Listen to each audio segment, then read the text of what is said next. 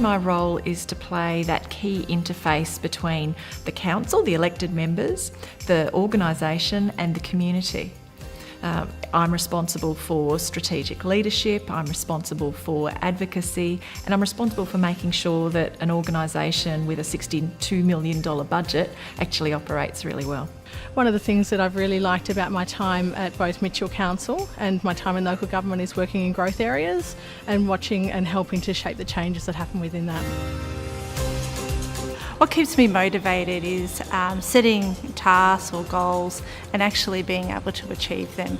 I like to see change in the workplace, not just for change's sake, but for the fact of seeing a better outcome for the team. The thing that I've really benefited from since I've been here has been the opportunity to sort of extend my leadership, not just within an organisation, but also out into the community as well.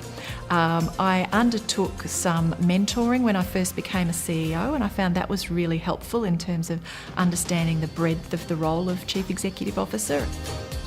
I've had some very supportive managers, and that's been quite beneficial in helping me to undertake training and also then to get other roles that have helped me to grow and develop.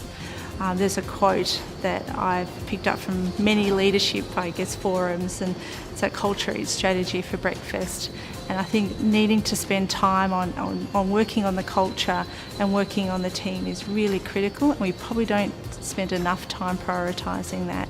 I like to spend time with the crews on work sites or in the yard and try and build those relationships. I see young women in this organisation who are absolutely amazing in terms of juggling everything that they need to fit into their lives. They're doing brilliantly at work, they're bringing up families, they're also getting involved with the community and doing charity work and volunteer work. I don't know how they fit it all in, and I think it's absolutely amazing. So I see that as probably being one of the biggest challenges. Opportunities are there now. The issue is making time to actually fit it in. It can be quite difficult juggling the work-life balance of having kids as well as being a manager in local government. And so, especially re-entering the workforce after having maternity leave and trying to then juggle the needs of a young family whilst also then fulfilling the needs of your role, that can be quite challenging. However, having a really strong network of people around you and also being able to talk that through with your manager and your other colleagues, then it can help to overcome that. We had a vacancy in our waste management area, and I had spoken to my manager and said, I'd like to have a go at maybe development opportunity in that role. It's great. We sat in the meeting. He says, and this fellow over here will be acting in that role. And it's like, okay. I thought we had a conversation, and so I was sitting there thinking, should I say anything? Am I brave enough? And I thought, well, if I don't say something now, I don't think I ever will. And so I remember sort of saying, well, sorry for just a minute. I'd like to actually have a go at acting in that role.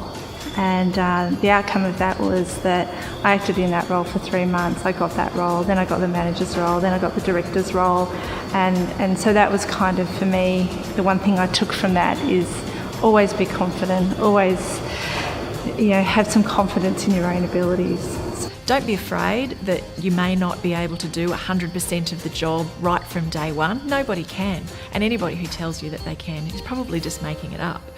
So it's about knowing and understanding yourself, understanding where your strengths and weaknesses are, but not actually letting those weaknesses stand in the way of taking some of those great opportunities that are out there. And if you have confidence in yourself, they'll have confidence in you too.